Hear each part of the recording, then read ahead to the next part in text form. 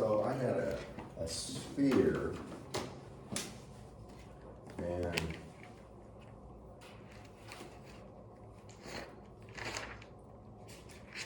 it had an inner radius. If you look online, you'll see this.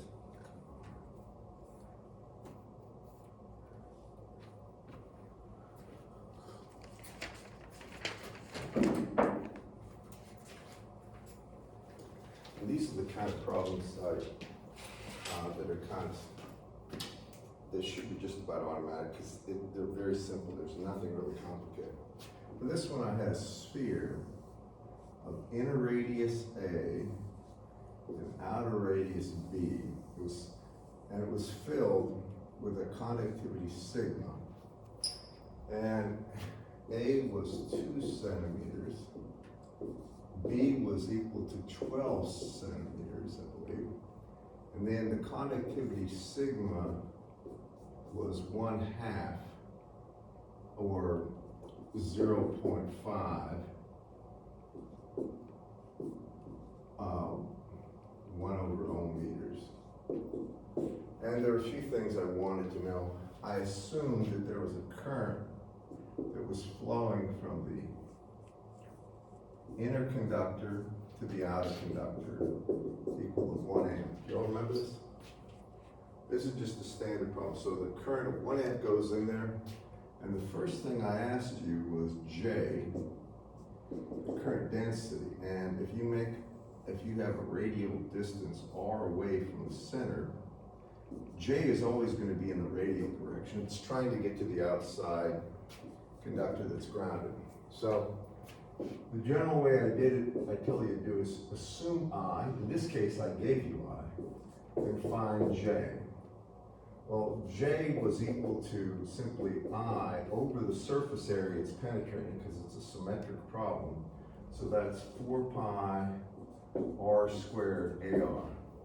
Follow me on this, guys? That's straightforward. And this, by the way, the solutions are online. And I'll find your quiz and get it back to you. So for this one, I asked for J specifically at, I think it was 5 centimeters, if I'm not mistaken. You can tell me. I think it was 5, yeah. 5 centimeters, right? Yeah. So when I want this, I have I is 1 amp. I have 1 over 4 pi, and then it's going to be 0.05 squared AR, amps per meter. And that comes out to be 31.831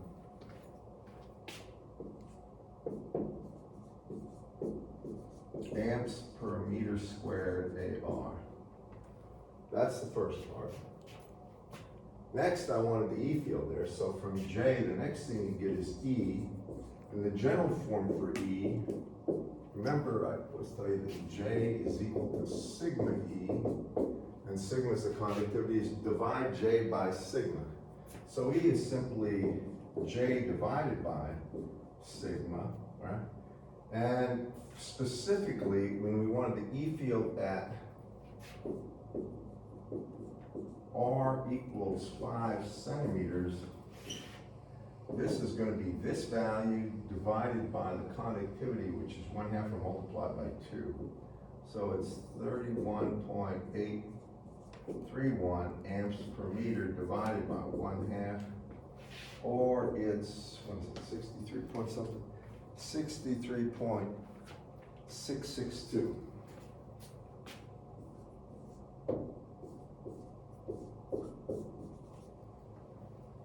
Then after that, I wanted the resistance. Resistance or power, either one. So for resistance, now you need the voltage. And to get the voltage, and then you divide voltage by current. Voltage is equal to the integral of E dot dl. That's how it's usually shown, and we know it's going to be strict positive. So our voltage between A and B is equal to the integral of that. Now we're going to take E general. E is simply I over 4 pi sigma times r squared AR. So this is gonna be minus 1 over 4 pi sigma r squared AR dot, and then it's dr AR here. And R varies from, in this case, from B to A, and that means this will be 1, the voltage VAB will be 1 over 4 pi sigma, and then it's going to be 1 over A minus 1 over B. And sigma is a half, A is 2 centimeters, B is 5 centimeters. Finally, you find the resistance as VAB over I, since I is 1 amp, it's 6.631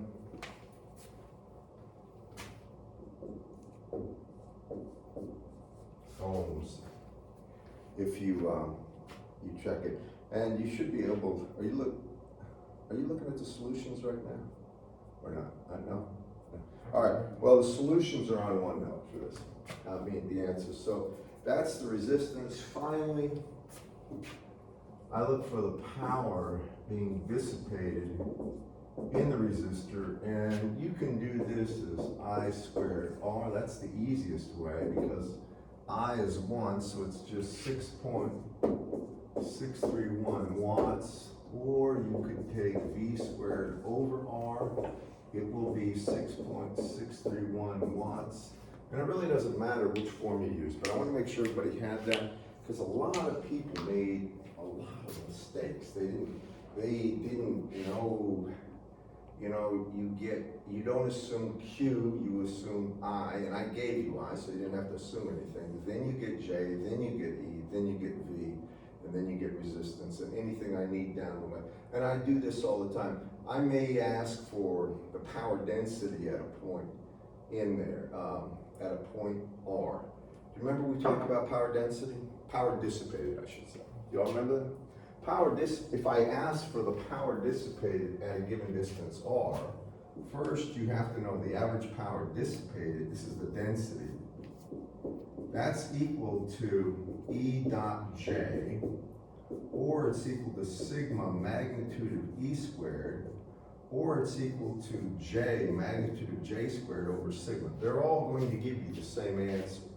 So if I ask for the power dissipated per meter cubed at R equals 5 centimeters, for instance, then the only thing you do is take this answer right there and multiply it by E.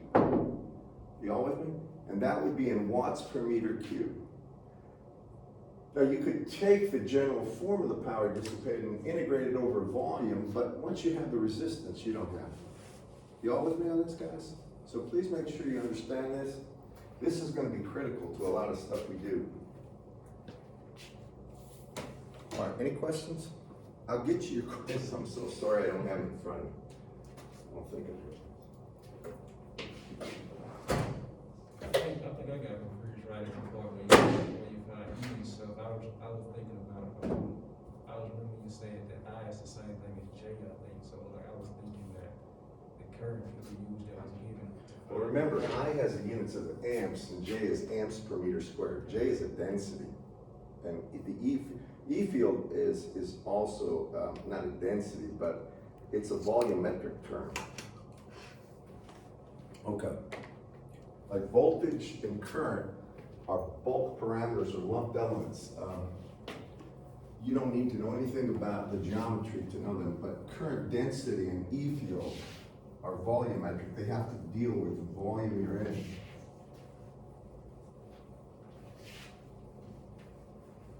All right, now I gave you some, you've had homework on boundary conditions. Did anybody have any questions about that? Because you're gonna have to know that pretty well.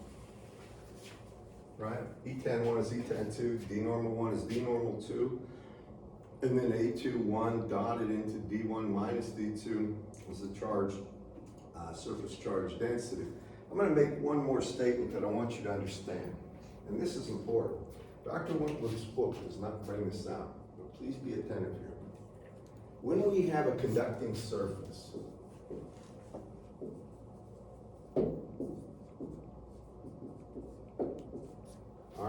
I mean a good conductor, like copper or something. And I'm just gonna show you something like this. If this is a conducting surface here that has a surface charge density, rho s on it, now please listen. Then the normal D field to this surface, right here, will have a magnitude of rho s at the surface. Remember that. Now, I can give you several examples. I'm just going to give you one. Remember that. This is going to be a good conductor, so assume that's like copper. And it's only normal. There is no tangent electric field. And if you think about it, if there was any electric field that was tangent to that surface, that electric field would drive current along the conductor's surface. Since you're going to assume this conductivity is large, tending to infinity, the current density would be tending to infinity, and that is not feasible. So you can think of the grounding plane right here simply quenching the horizontal electric field. It doesn't allow it to exist. Okay. Now, an example of this would be if I had a sphere of a radius A and a charge density rho s. So this is going to be a sphere. And the rest is surrounded by, say it's air. Now the charge density is only on the surface of the sphere. And what I want to do is find the D field outside. So for R greater than or equal to A, I want to find the D field. We can assume this is concentric with the origin. So if we come out a distance here, R, I can go ahead and put a Gaussian surface around there, right? And I can say the D field will be in the radial direction everywhere.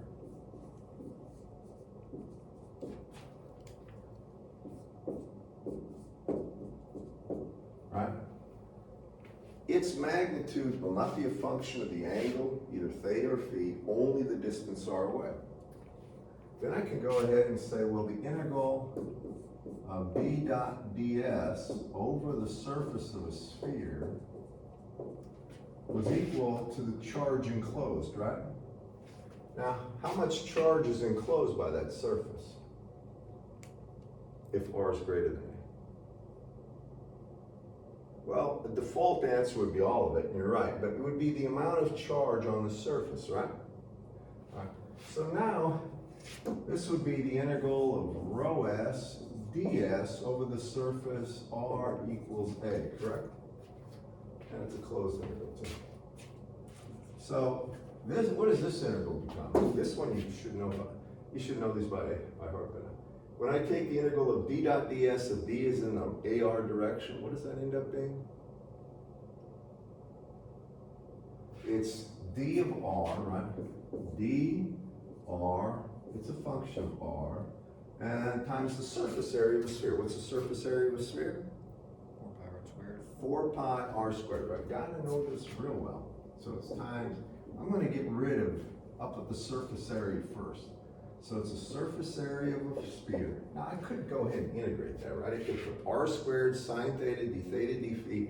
Do the integration. When I do the whole integration, it comes out to 4 pi r squared. We've done that several times. And then it's times d of r equal to this side. Now, I want you to just think about it logically. That's the surface area of that sphere times the charge density, right? So what's the surface area of the sphere? 4 pi r squared. 4 pi a squared in this case, right? Yeah, a squared, yeah. Yeah, sure. It's 4 pi a squared times rho s. And that's the total charge, right? That wouldn't?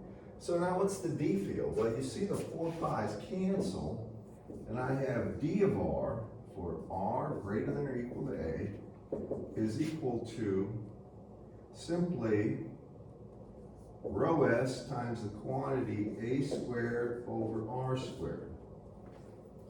Agreed? Now, come back to this thing. Remember I said the D field normal to the surface is equal to the charge density, right? So, when I let R become A, you see how the D field becomes rho s? Right? If R is equal to A, then the D field becomes rho s, correct? And I didn't say this yet explicitly, but I'm assuming this is a very good conductor, because charge resides on the surface of a very good conductor. It doesn't penetrate under it. Okay? And that just proves my point here. But this works for anything.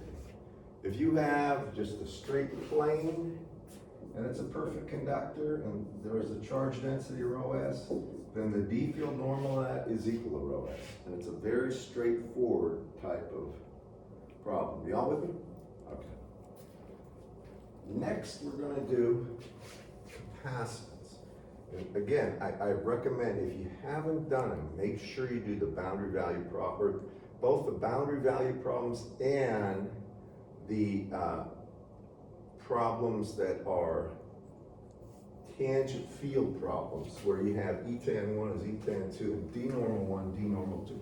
Because here it's gonna, we don't come to class Wednesday, we don't come to class Friday or Monday. And right now we're gonna start capacitance. You're gonna get homework on this one, and you gotta stay up with all this, because here's what happens. If you don't understand the prior material, you'll completely be lost. And I really hate, in the summer it kind of moves fast, but now we've got 3 days of lecture that we don't have. And you can flunk this course in a heartbeat. I just want you to know this. A lot of people flunk because right about here, they get casual. If it's football season, they got things to do and stuff like this, whatever. And you don't want to have to flunk this course and get thrown out of engineering. It happens, unfortunately, more often than not, and I can tell you that right now. So, back to this. Now we're on capacitance. You're here, so I take it you're serious students. So, when I'm talking about capacitance, right? The symbol for a capacitor is this. That's the usual symbol you're used to seeing. What it implies is I have two conducting plates and something separating that prevents any kind of DC current from flowing. And that is exactly what a capacitor is. So when we take a look at capacitors, you've seen those little ceramic capacitors and the ones that are kind of darkish brown, and they have the microfarads on them, right? You've built things with capacitors, correct? That's a mica capacitor or a dielectric that's very, very good. There are also electrolytic capacitors. Have you heard that term? Electrolytic are capacitors that are a bit lossy, but they have a huge dielectric constant. This is their benefit.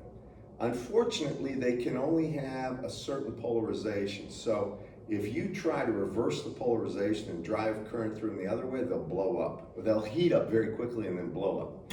They're used for full wave rectifiers. Do you remember what a full wave rectifier is? When you take a signal with diodes, you can create this. You can create a voltage that go from 0 positive, 0 positive, 0 positive. Well, to create DC, you put this output voltage in parallel with a capacitor in series with an inductor or a resistor, then another capacitor. It's called a pi filter. And you get a very flat, steady DC voltage. Y'all remember? That's how you rectify a signal and take it from AC to DC. And that's what they use electrolytic capacitors for, because for a relatively small space, you have an enormous capacitance. But the thing is, a lot of times what's in the dielectric, there's a solution, and if you reverse the polarity on that very ionic solution, it will heat up and then blow up. So just remember that. Those are some things about capacitance that should bring it to mind. Now, how do we deal with capacitance? We deal with it just like we did resistance. So I'm gonna go through the standard steps of doing finding the capacitance between two plates. Gonna do one that's a classic. So I'm gonna take a sphere. This is gonna be a spherical capacitor. Inner radius A, outer radius B. And here, this one, I'm gonna ground the outside, so assume the whole outside of that is grounded. And then, what I'm gonna do is bore a little hole here. Actually, let me just put a single line there. Connect it here, and I'm gonna put a voltage here as such. So I have plus minus V naught here. And what I want to do is figure out the capacitance between the inner and outer conductor. Are you with me? Now, it's important that you follow me here. There's two ways to do these kind of problems. The first way I'm going to use here, like the resistance, the first step is that you assume Q. So you'll assume the charge on one of the plates, in this case, the inner conductor. You with me? From there, you get the D field. Just as we did before with Gauss's law, you do this when it's highly symmetrical systems. After we get the D field, we get the E field. And then after the E field, we get the voltage between the inner and outer conductor. And then, I don't know if you remember this, but when you have a capacitor with a voltage V naught across it, it develops charges, a plus and minus Q charge on the plates. Do y'all remember that? And Q, the amount of charge, is equal to C times V. Y'all remember that class? Or V naught in this case. So that's the magnitude of the charge on one of the plates. Once we have V, we can say since Q is equal to VAB times the capacitance, right? Right there. I can find the capacitance by taking Q divided by the voltage. And that's the way I'm going to do it for this problem, okay? We're going to assume this has some dielectric epsilon relative. Now, or just leave it as epsilon. I'll just call it epsilon for now, which is epsilon relative to epsilon. Now, when you have this problem, again, I said you could either put a voltage difference between the plates or a charge. Anytime you have cylinders or spheres, it's much easier to assume a charge.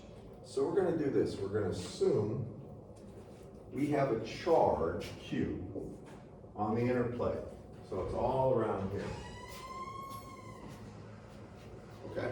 It's uniformly distributed. It's on R equal A. With it? Now the next thing we get the D field. What would the D field be from that charge? It's just like a point charge at the origin. D would be what, guys?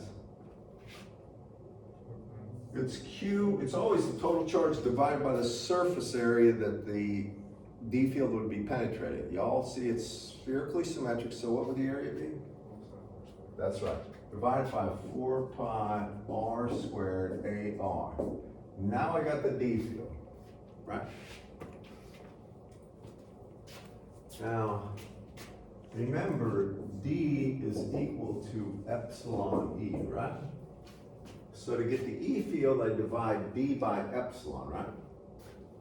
So now I come down here and I get E, this is the next step, is equal to D over epsilon, and it's equal to Q over 4 pi epsilon R squared AR. And I can do this for one reason. Epsilon doesn't vary with actually the angular position. If you had two different materials like this, then you can't do that. If this was epsilon 1, this was epsilon 2. And it's important to note that. Now after E, I need to get V, right? And this is going to be strict positive value. You don't care about the sign because capacitance is never negative, just like resistance is negative, never negative. So to get the voltage between the inner and outer conductor, I take the integral of this E field, right, Q over 4 pi epsilon, R squared, this is R squared, AR, dotted with AR dr, and I go from,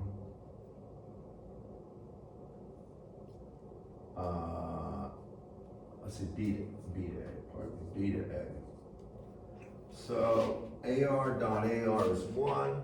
The integral of 1 over R squared is what, guys? If I have the integral of 1 over R squared, it is? Negative 1 over R. Right. And that gets rid of that negative. So I have 1 over 4 pi epsilon naught R, right? Or 4 pi epsilon R. And then that's evaluated between B and A, or it's simply 1 over 4 pi epsilon times 1 over A minus 1 over B. And that's the voltage between the inner and outer conductor. Finally, what's the capacitance going to be? It's actually Q here, I didn't put Q. Well, what's the capacitance? Q divided by. Now I have to take Q over the voltage, right? So it's Q, you'll notice the Q's cancel. Q over quantity, Q over 4 pi epsilon, and then it's 1 over A minus 1 over B. This is a classic kind of problem with physics. So that means the 4 pi's I can bring upstairs. So I have 4 pi epsilon here, and then I have 1 over A minus 1 over B. Y'all agree with that? And that would be the capacitance of a spherical capacitor of inner radius A, outer radius B.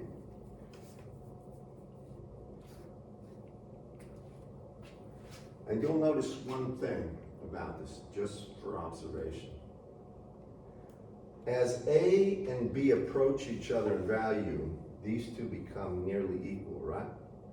And then they're getting close to 0, and 1 over 0 is getting close to infinity. So the closer the plates get, all right, to each other, the closer the plates get to each other, the larger the capacitance. But when the capacitance gets large for a given voltage or charge on the plates, the electric field gets ginormous. And what that means is that the electric field breakdown strength is quickly approached. So we want large capacitors, but we don't want them to arc over. And here's where the trade-off is. That's where those values of epsilon come in, because you can have, when you look at this, you see how the capacitance is proportional to epsilon here? For this one? Well, capacitance will always be directly proportional to epsilon, remember that. It'll never be inversely proportional to epsilon, always directly proportional. So if this had a value of 10 epsilon naught versus just air, which is epsilon, it's 10 times as much capacitance between the two plates. Geometrically, there's nothing changed.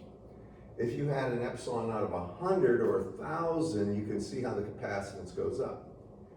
Usually that's a very good thing. Now, as long as the dielectric strength is going up as well, and there are dielectrics that are made specifically to have much higher breakdown potentials than the actual atmosphere. Do you remember, didn't I tell you what the breakdown strength of the electric field was in the atmosphere? Didn't I, or not? You told us. Do you remember what it is? I don't remember it. Anybody? It's 3 megavolts, or 3 million volts per meter. But you can put epsilon in here. Now we're talking more dielectric. You can put an epsilon in here that can withstand maybe 300 million volts per meter. I'm not actually sure if it can withstand that much, but you can get dielectrics that can withstand a whole lot more voltage or electric field strength before they rip down. And in a vacuum, the real problem with vacuum is this. It's never the vacuum itself. The problem is, because there's nothing there to rip down, right? The problem is in a vacuum, there has to be something, if you have a capacitor, 2 plates, where there are things called field emission points.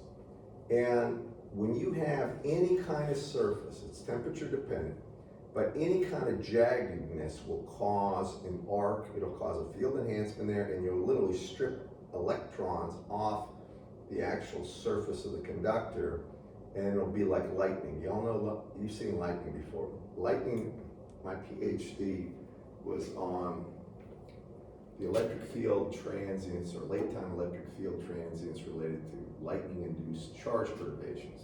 What it's really about, I say this is charge perturbations related to nuclear weapons going off, but that really wasn't what was published, so it doesn't matter. Anyway, when you have lightning, what happens is you have a very large voltage difference. There's a charge accumulation, negative charge if it's cloud to ground, which induces a positive charge in the ground. And then there's something called a stepped leader. This is a very thin filament that what happens is there's a field emission point and a little bit of charge is moving from the bottom and the top. And then they hit, and when they hit, they've got an ionized channel. They've got a large amount of charge, and then you get what's called a return stroke, and that's that brilliant flash. Sometimes you'll see 2 or 3 in seconds apart. That's what current runs down, and then there's more that runs down, and that's called a return stroke. It's from the field emission points. When you have a vacuum, remember this if you do anything in space. Actually, depends how far you go out. Low Earth orbit's different than actually geosynchronous orbit. But when you have any kind of metal surface that has any roughness, that's a field emission point, and you can get arcing. Long ago, the first communication satellite in the 60s or 50s was a thing called Telstar, and it was orbiting the Earth. And remember that satellites started about the 50s, so 60s actually. So they're orbiting satellites, and they do calculations for how fast it should fall to Earth because it's striking a very thin, but necessarily there, ionic cloud. It's an ionized air, the ionosphere higher up, all right, so beyond the mesosphere. And it's striking that, and there's a frictional force. So the physicists calculate the frictional losses, and some of the aerodynamic engineers probably, and they figured out how long, and it should be there a very long time. Well, the thing they didn't figure is that thing's up there and moving. It's a charge moving through an electric field or a magnetic field. The Earth has a natural magnetic field around it. And when you move through a magnetic field and you have charge, you induce an electric field that causes charge separation. And what they were doing with this, getting this huge arcing that was basically taking all the kinetic energy and putting it into heating the ionosphere. So the thing decayed much more rapidly and crashed in Australia. You should read about this. And that right then and there, when they had deep space projects from then on, or space, you always had many eyes looking at it. But still, when we had the Challenger accident, this was when a space shuttle blew up. We didn't have enough because Morton Thiokol used O-rings that were not meant to withstand liquid nitrogen and liquid oxygen temperatures, and they were being used for that, and they shattered, and then 3 astronauts got killed. So even though we had all these kind of warnings about look at everything carefully, we didn't that time. But space is something that it's a different environment, and that's actually where a lot of engineering is probably going to be done in your lifetimes.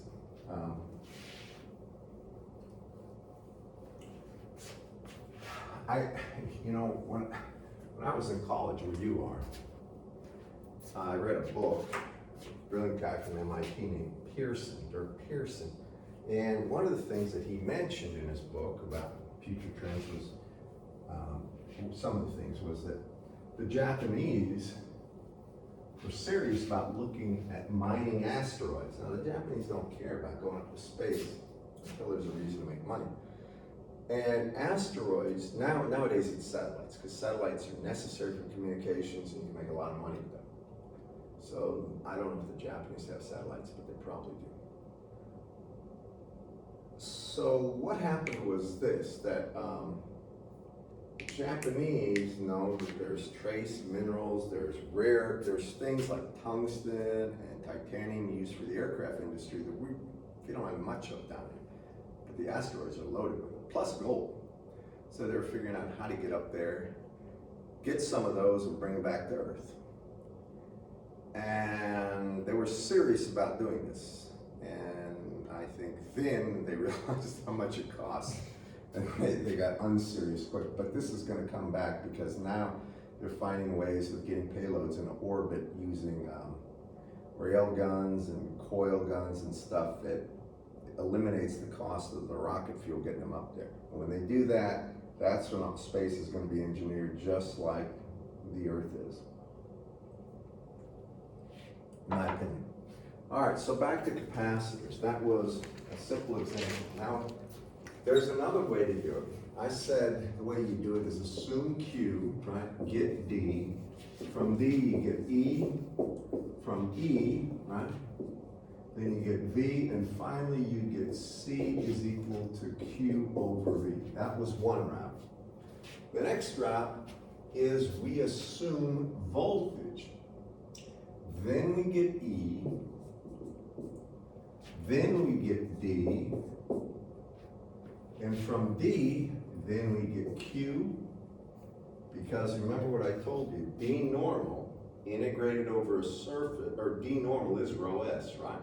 So you can get Q by finding D normal on one of the plates and just multiplying it by the surface area. And finally, we get C is equal to Q over V. So now, what I'm gonna do is the second one. I'm gonna assume V. And you guys probably will appreciate this. This is probably the simplest structure that you can evaluate for capacitance, a parallel plate capacitor. So if I talk about a parallel plate capacitor, it has two plates. There's some distance between them, call it D. And the plates have a cross-sectional area. I'm only going to draw this pseudo. So the area of these plates will be the same. And the area is right there. Now, the thing about it is we assume, and this is important, that D is much, much less than a dimension, either of these dimensions, either the width or the depth. You follow me? So it's really much, much less than square root of A is, because depth, really width times depth is equal to area. It's just assuming it's that. And that's generally true. And you all see capacitors, right? So here's what we do. We assume we put a voltage on these. So here's what I'm going to do. I'm going to add a coordinate system too. We'll call this the Z direction, okay? We'll call that 0. And I'm going to put a voltage, if you think about this. I'm going to put the lower plate here. No, I'll put the upper. I can put the lower plate. Y'all understand that this looks like a capacitor, so I might as well just draw it this way. So you can see. And this is going to be Z. And this is distance D. And what I'm going to do at 0, this would be D equals 0. I'm just going to put plus V naught as a voltage here, and I'm going to ground this one. I know you're used to having the bottom one grounded, but y'all follow me on this? This one you got to listen to me now. All right. Now we have a constant voltage between here and here, anywhere. And if you think about it, we're assuming really this structure is like this, right? It's very thin. Y'all with me? So the effects is at the edges are trivial, and that means that the electric field from here to here doesn't vary with distance. Does that make sense to everybody? It would vary with distance if there was a spherical or cylindrical surface, but because it's planar, the E field doesn't vary with distance. And therefore, if we assume V naught right here, I can go ahead and get the E field by saying the E field is just V naught divided by D in the AZ direction. Now think about that. E is volts per meter, right? It doesn't vary with position. I know that the integral of E dot dl is the voltage difference between 2 points. Don't worry about the polarity. So if I just take, if E doesn't vary with the length L, I can just take E times the length, and in this case, E times D. Do y'all agree with that? So that's the E field. Now I've got the E field. The next thing I'm going to get is the D field, right? And what's the D field going to be? If I have E, D is equal to what? Epsilon E, correct, class? So now I can say, well, D is going to be this times epsilon. Epsilon E, or it's epsilon, just epsilon times V naught over D AZ, right? Y'all agree with that? Now, after I get D, what do I need to get? Remember, this is going to induce a plus Q and a minus Q, right? Which means the lower surface will have a plus rho s and the top will have a minus rho s, right? So I just mentioned something earlier about the relationship between the D field and the charge density. I've got the D field. What I'm really after is what? The charge. But to get the charge, I need to get the charge density. You might want to put something down here, rho s times A equal Q. Right. So now, well, do y'all agree that this D field is normal? The D field would be in this direction, right? It is normal to the surface, it's perpendicular. Do you agree with that? And therefore, that D field is equal to rho s at the surface. So when I want the actual surface charge density, I just say it's equal to D normal, or it's equal to epsilon V naught over D. Y'all follow me now? That's the surface charge density, and that means the total charge would be that times the area, wouldn't it? So then we can say that Q is equal to rho s times the area, or it's equal to epsilon V naught A over D, right? And finally, now that I've done that part, my last step is what?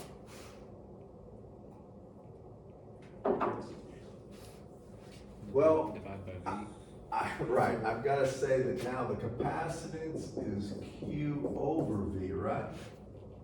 And therefore the capacitance is epsilon times A over D. And this is true for a planar capacitor where you have epsilon as a constant, right?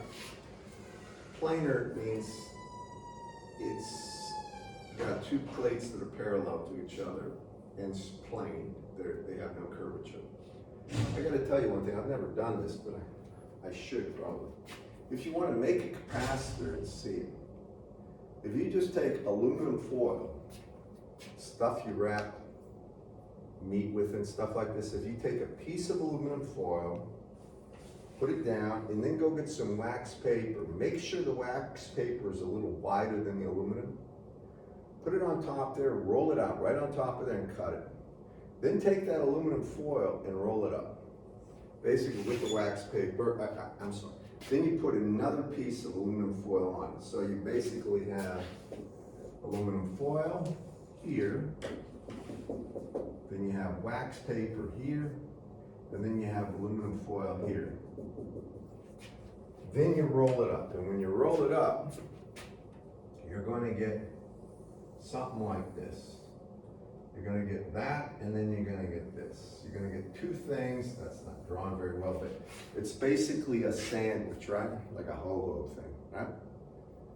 Now, if you go ahead and you put you're gonna have to have access to the end of this.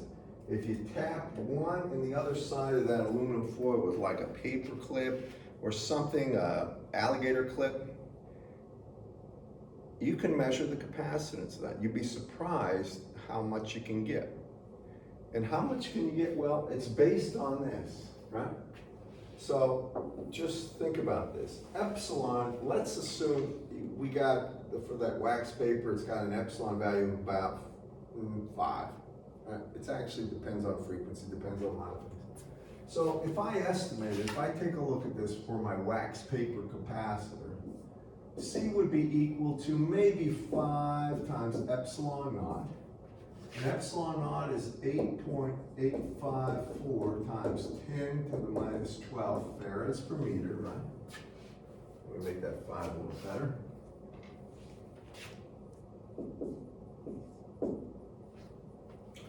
Now I've got the ratio of A to D. Well, I made this claim that D is much, much less than the square root of A, right? So I'm gonna just say this. If I square both sides, I have D squared is much less than A, right? Correct? Let's make the area of this, say 5 meters squared. We can actually do that rolling out some aluminum foil fairly easy. So I have 5 right here, 5 meters squared is much less than D squared. Well, I can see here, I can easily accomplish that, right? Square root of 5 is still finite. I mean, it's still above 1. I can easily make that. So what I'm gonna do is make it 1 millimeter. So now I have an area of 5 meters, which is easy to accomplish. And if you think about it, it's probably about 2 millimeters you can easily get thickness of aluminum, or of wax paper. I'm actually not sure what the thinnest is. We'll put it at 2 millimeters. So divide that by 2 times 10 to the minus 3. Now, here I've got 10, right? So that means that's minus 11th. Then I've got 3 from 11 right there, and that's going to be 8, right? So it's going to be 10 to the minus 8. And then I've got, basically call it 9 divided by 2, or 4.5 times 10 to the minus 8, or that's 45 nanofarads, about. Now 45 nanofarads is measurable. It's actually something, when you've dealt with capacitors, usually picofarad, right? 10 picofarad, microfarad, but nanofarad are very common. So you've made a capacitor with just stuff available in the kitchen that actually, and you can make it probably a lot larger than this if you want to rail. You take the whole roll of aluminum foil and do this, then half the roll at least. You can get a much larger capacitor, but you can see, structurally speaking, you can get fairly large, I say large, a fair amount of capacitance very easily with aluminum foil and wax paper. Now the truth is that with capacitors, you want them as small as possible because they got to get into electronic devices.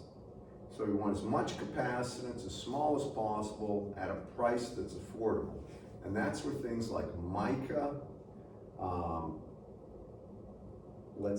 polystyrene, and then all these dielectrics that are electrolytic come in. But I'm just trying to give you some perspective on capacitors. So we calculated the capacitance for a parallel plate. Do y'all remember that from physics? For a parallel plate capacitor, it's epsilon A over D. Always proportional to area, inversely proportional distance, and directly proportional to epsilon. You've got to kind of have a feel for that and know it. For spherical capacitors, it can depend on the actual dielectric constant, how it varies spatially. But now, I'm going to do one with a cylindrical capacitor, because this one happens all the time in the real world. You at least should be aware of it, and that's for coaxial cables. You have a capacitance per unit meter. You should know how to calculate.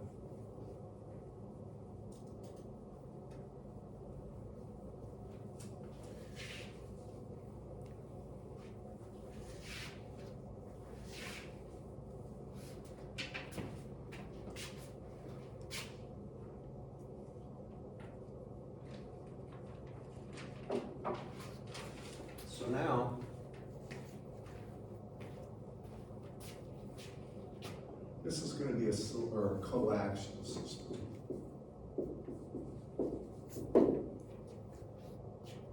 I want to draw it this way. We're going to have an inner radius of A. Then I'm going to have an outer radius of B. And it's going to have some epsilon in it. But this one's going to be long. And you can say the length on this thing, L, is something. And what we want to know is the capacitance between the inner conductor and the outer grounded foil. You can even ground it if you'd like. But y'all follow me? I've got this thing as a core, right? And it goes back, comes out here. And I want the actual capacitance between the inner and outer core. So how do you calculate that based on what we've talked about? Think about it for a moment. How would you go ahead and calculate the capacitance? Anyone?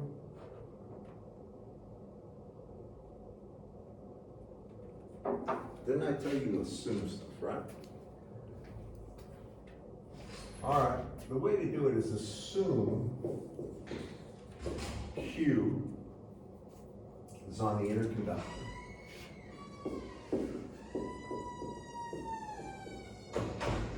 I mean, there's other ways. You can assume voltage, but it's a little more work. So now, I'm assuming Q is on the inner conductor, and it's going to uniformly distribute. So I put Q here, right? Now, after I get Q, I can do a few things. I could get the surface charge density at R equal A. How would I get that? If I want the surface charge density on this inner core right here. How do we always get surface charge density? We take total charge, right? And what do we divide it by? Surface area. Surface area. And what's the surface area of that inner core?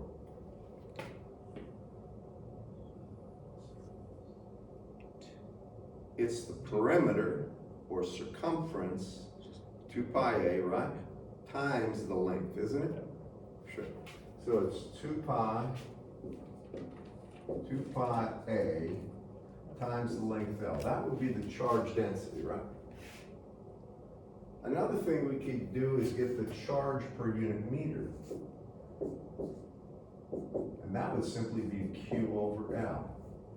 This would be the charge per unit length in this way. So it doesn't matter which one you use, it's going to effectively come down to the same thing. So now, after I assume, remember, I assume Q, right? My next step is what? Find D, correct? Right? So to find D, now I need to come out at a distance rho, correct, class? And then I put my Gaussian surface around there, don't I? And I say that D is equal to, or really the integral of D dot ds over the surface is equal to the charge enclosed by that surface, right? Y'all agree with that? Here's where I do a little something different. I'm going to only go, my surface here, this purple surface isn't going to be the whole length. It's just going to come down to a length L equals 1 meter. I only want a can that long, and I hope you can appreciate this, right? In other words, when I look straight down that core, I see this. I see the inner radius here, radius A. Then I see the outer radius B, and this is going right down the core. And then I see my surface that I have out here at some distance rho, don't I? So when I look at the integral of D dot ds here, it is the surface area of that purple thing, right? And that surface area would be what? 2 pi AL. 2 pi rho 2 pi times, and it would be 2 pi rho, and the surface area, because I made L1, would just be 1, right? So this is gonna be 2 pi rho times D, and it would be in the rho direction, correct? Because D is radially outward, and that's equal to the charge enclosed. Well, you can do the charge enclosed a couple ways, but let me just show you something. I could take rho s here and multiply it by the surface area where rho equals A, correct, class? But you see at rho equals A, the surface area would be 2 pi A times 1. That would cancel. It's easier just to take the charge per unit meter and multiply it by 1. So I simply say this is equal to Q, total charge by L. Or I can say D rho is equal to 1 over 2 pi rho, and then it's going to be Q over L in the A rho direction. Do you agree with that? Take a good look. Everyone?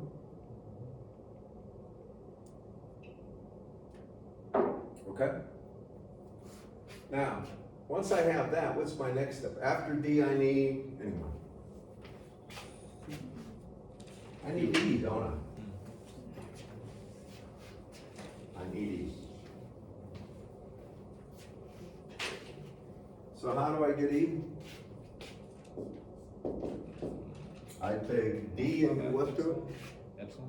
Sure, divide by epsilon, right? Because epsilon E equals D. So I divide by epsilon. So I take this, and I take Q over L, right? Divided by 2 pi, and then divided by epsilon rho A rho. And that would be E, correct? Now remember, epsilon is epsilon naught times epsilon relative. Once I have E, my next step is getting what? V. V. So to get V, what do? I take the integral of E dot dl, correct? From the inner to the outer conductor, and it's going to be strict positive. So when I look at this, I can say VAB would be equal to integral of Q over L, right? Over 2 pi epsilon here, rho A rho, dotted with DL, which would be simply D rho A rho. And it would be a minus from B to A. Now I'm just putting down what the integral is. Yeah, most of you can see that Q over L, 2 pi epsilon, I can come right out in front. I have A rho dot A rho, which is 1, and then I have I have D rho over rho, correct? So that makes this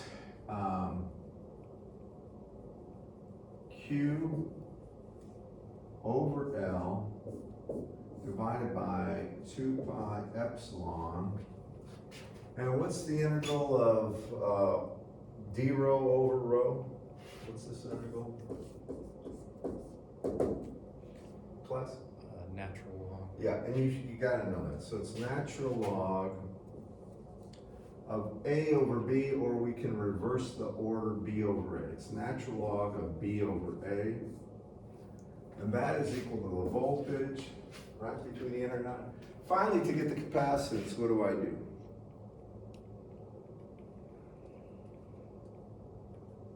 I divide by charge, don't I? Yes. So when I get capacitance, it's equal to simply, Q times V, I'm sorry, C times V is equal to, let me do it this way, Q is equal to CV, therefore C is equal to Q over V. So C is equal to Q over V, correct, class? And that means I have Q over quantity Q over L, right? 2 pi epsilon, come upstairs, 2 pi epsilon, and then I have the natural log of b over a here, and I'll put it up here so you can see it really. Therefore, the capacitance here is gonna be 2 pi epsilon times L divided by the natural log of b over a. And that's what it will be for a cylindrical capacitor between the inner and outer conductor. If you look at this, you see it's proportional to L, which makes absolute sense, right? The longer it is, the more capacitance. And it's inversely proportional to the natural log of b over a. Now what happens when A approaches B? The plates, as that distance between the plates goes down, the capacitance has to go up. Now look at the log of A or B over A, right? If B becomes A, it's the log of 1. And what is the log of 1? It's 0, isn't it? So, yeah, sure, we'd go to infinity, and that's the capacitance for a given length of line. Usually capacitance is given per meter. So this is usually C over L is given, and it would be farads per meter for a coaxial cable, okay? And that's a coax cable. Now, a few other things I'm gonna mention. This is just general. If the dielectric is a constant, but if the dielectric changes, then when you go to this step, epsilon could be a function of radial distance rho. Do you follow me? And then you have to be careful, because it can be a problem. Okay?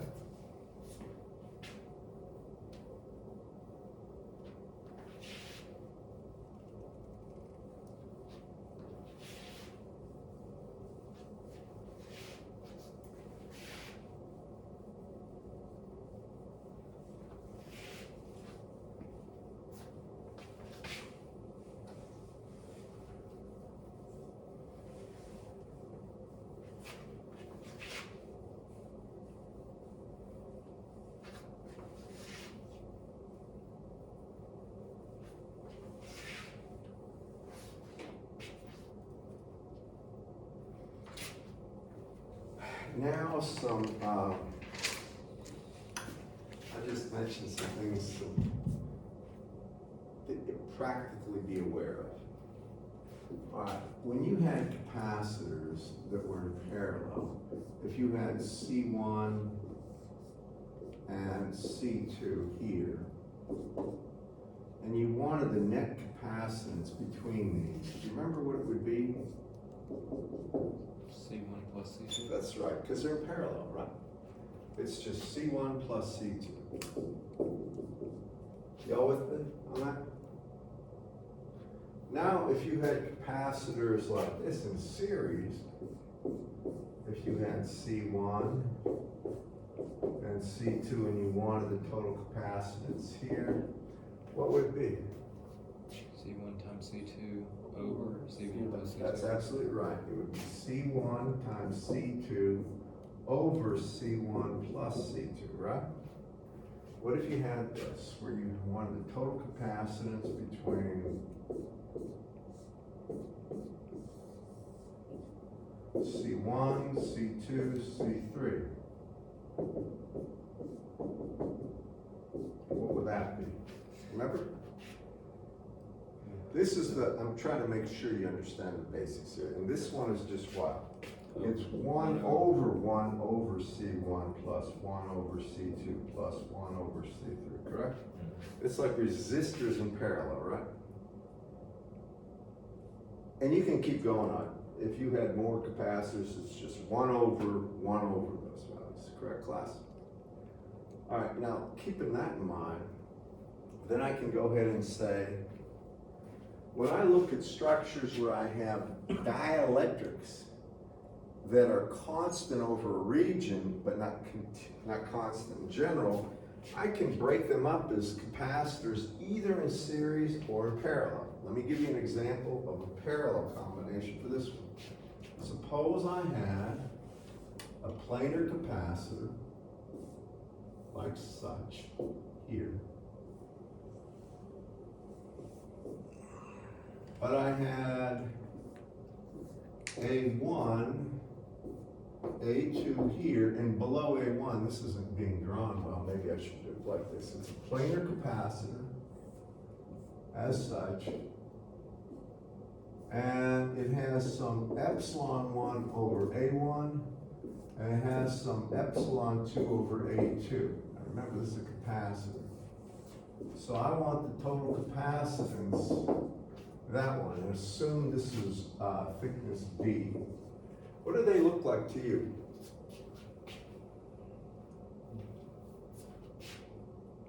Trying to show you this is the lower conductor, right? Well, doesn't this look like a parallel capacitor situation when you have a capacitance between the top and bottom here and between the top and bottom here, doesn't it? You see they're in parallel? So you can calculate the capacitance of this one as if it was just a single capacitor, and it would be epsilon 1 times A1 over D. And then you could add it to this one, which would be epsilon 2 A2 over D. Now, I'm going to tell you this. The E fields in both of these are the same. All right, the E fields are the same because the integral of the E field dot dl has to be the voltage, and if I apply the voltage to anything in parallel, it's the same. But the D field isn't. The D field in this region will be different from this one because the D field would be epsilon 1 E1 here, and it would be epsilon 2, and the E fields are the same, E1 there, and they'll have a different value, and that means there's a different amount of charge density on the surfaces. All right, that's when they're in parallel. If they're in series, if I had a capacitor like this,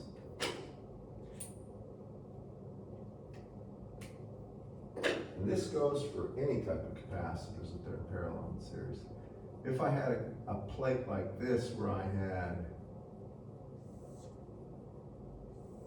epsilon 1 here, and this is D1, and then epsilon 2 here, and this is D2, and I wanted the capacitance between the upper plate there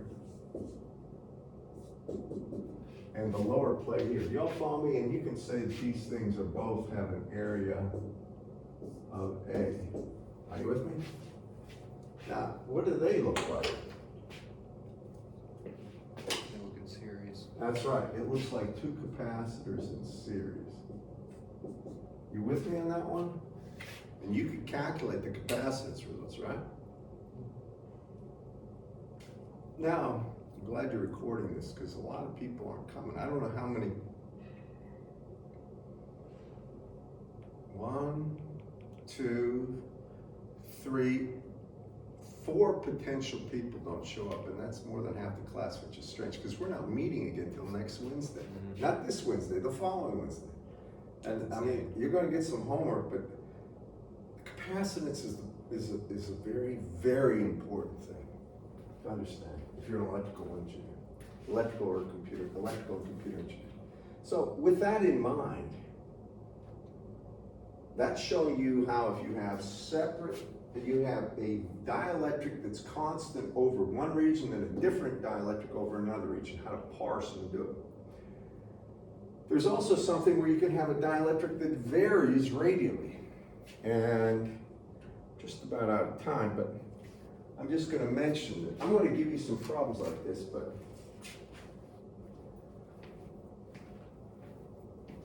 you know, I'm going to tell you, when I was sitting where you are, and I was an undergrad, we had a book by Haidt. Remember, write this down. I'm giving you a tip. It's H-A-Y-T.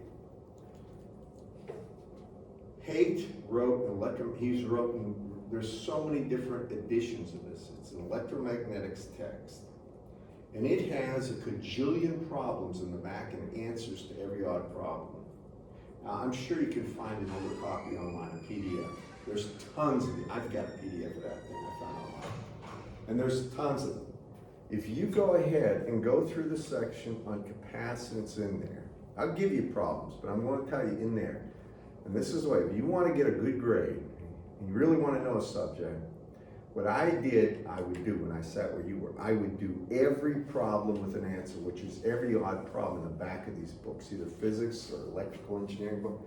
And then, hey, his problems are much better than they're much more complete than Dr. Limmer's. Some of them get more complicated, but if you can do those and understand them, you can ask me about any ones you don't understand how to do. Don't look at the solutions, just, brute force them. You won't have any problems with capacitance. Now here's the problem right here. If you don't take it serious and you wait and you try to cram for this stuff, you will fall on your face sideways. I'm just level with you. This stuff can really overwhelm you. I'm going to give you like a typical problem that you would see on an exam. I think I am out of time, but I'm just going to start it if you don't mind, because we have 3 days off. And that's a lot of days off. And is anybody here in the mini-mester? I almost feel like if I could get away with it, I'd have us meet again, because it's in your best interest to not have to get a whole bunch of material real quick. It just is. All right, suppose I had this. This will be a sphere in a radius A, outer radius B. I want the capacitance between A and B. But now what I'm going to do is make epsilon between these things at a given distance r away. I'm going to say that epsilon is equal to epsilon naught, all right, times r between A and B. Y'all with me? So when we do this problem, again, the method doesn't change. The formula, the variation is going to change for the D field and E field, but not the method, or at least the E field. So we assume Q. After we assume Q, we put a Q here. It's on the inner conductor. We could assume a rho S2, but it's easier to assume Q. Now I come out here a distance r away, and I put my Gaussian surface around here, right? And I know the D field is going to penetrate that normally. So from here, I get the D field, and that's Q over 4 pi r squared AR, right? That didn't change from before. What's my next step? After I get D, what do I get? E. E. How do I get E? Divided by epsilon. Right, so what is it? What is E? It's this, for starters, right? Over 4 pi r squared times what? Epsilon not r. Epsilon not times r, right?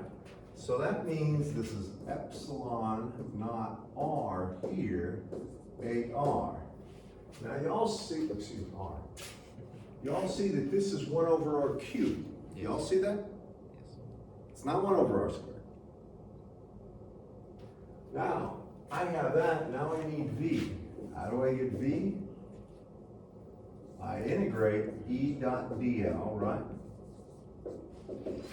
Now I integrate Q over 4 pi epsilon naught r cubed AR, right? Dot AR dr. I can put a actually I'm not going to bother with this. It's just going to go from A to B, right? So what is that going to be? Believe me, people mess this up all the time. I mean, I have the good students nail it, and students that haven't really thought about it and worked with it, they just fall apart right here. Well, I mean, they usually don't even get to this step. So what happens? I have AR dot AR, which is 1, right? I'm going to get rid of that. Then I get Q over 4 pi epsilon naught, right? Now, what is one over R cubed dr? Negative. Or R, if I integrate any, let me just tell you this, if we integrate R to the nth dr, that's really 1 over 1 plus n, R to the n plus 1. Do you all agree with that? Here, n is what? -3, isn't it? Correct? Take 1 over R cubed, that's R to the minus. So I have 1 over 1 minus 3, or minus 2, right? 1 over minus 2.